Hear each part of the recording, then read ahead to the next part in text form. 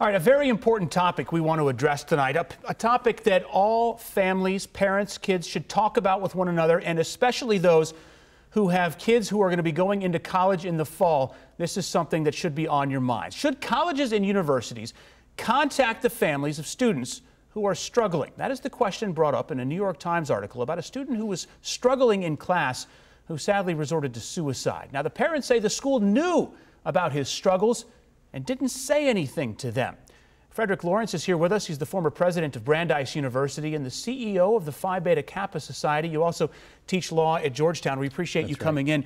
You've been in difficult situations before where, as the president of Brandeis, some of your students had committed suicide. That's right. What can you do when the warning signs may be there, but you're prevented by law in a lot of cases from contacting these families? Right. Part of this is that the law is designed to protect the privacy of the students. And there's a good reason for that. Right? The FERPA, as it's called, the Family Educational Rights and Privacy Act, is designed to protect the rights of families for K through 12 and for college students above 18, privacy over their own records. So that makes sense up to a point. But there's an exception actually built right into the law that allows for information to be shared for the life or safety of the student.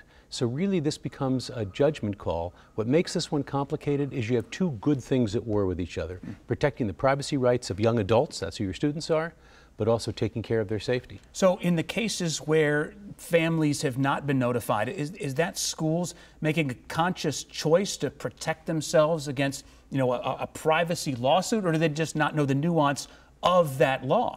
I think it's not so much trying to protect themselves. I think the question is, how close to that line do you want to get?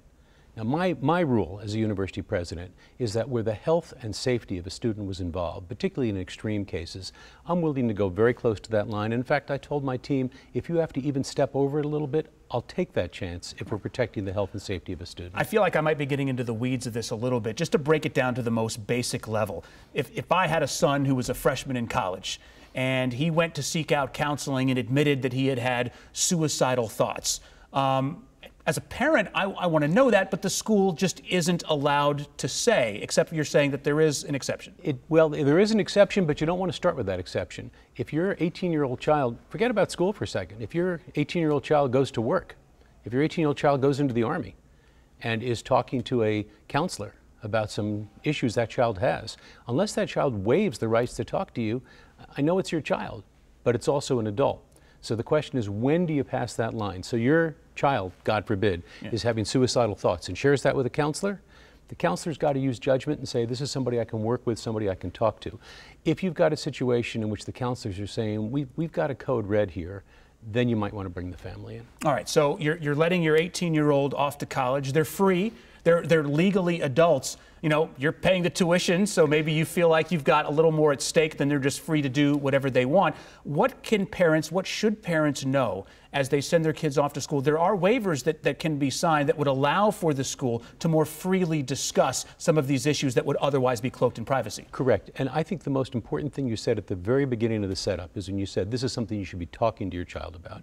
To me, the whole point of these waivers is to create the context, maybe even say force a conversation. So let the parent and child talk about this. And the parent could actually say, look, the reason we want to know this is we're concerned about you. And the child might say, I appreciate your concern, but I need some space right now. I think that conversation's got to happen. Yeah, I think otherwise you see a form that says, is it okay for us to tell your parents? The natural inclination of an 18-year-old is probably going to be to say no. Look, and let's also be fair here. There are parents who are going to overreach. There are parents who are very surprised to find out that today, those first semester grades, those don't get sent home. Yeah. Now, when I was in school, they got sent to my parents. Right. Not anymore. They get given to the kid, and it's for the kid to share with the parents or not. Got to stoke the conversations. You have to ask as many questions. Frederick Lawrence, exactly. Appreciate you coming in to talk with us tonight. Thank you. Pleasure. Sure.